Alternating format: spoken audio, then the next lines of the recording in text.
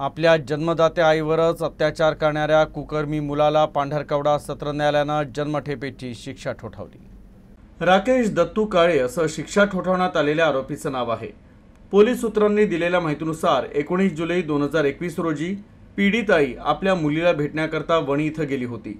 यावेळी आरोपी राकेशनं तिला 2 ते 3 दिवस मारहाण केली आणि धमकावलं। त्यानंतर 23 जुलै 2021 रोजी रात्री तो दारूच्या नशेत घरी आला। जेवण केल्यानंतर त्यानं पुन्हा मारहाण केली।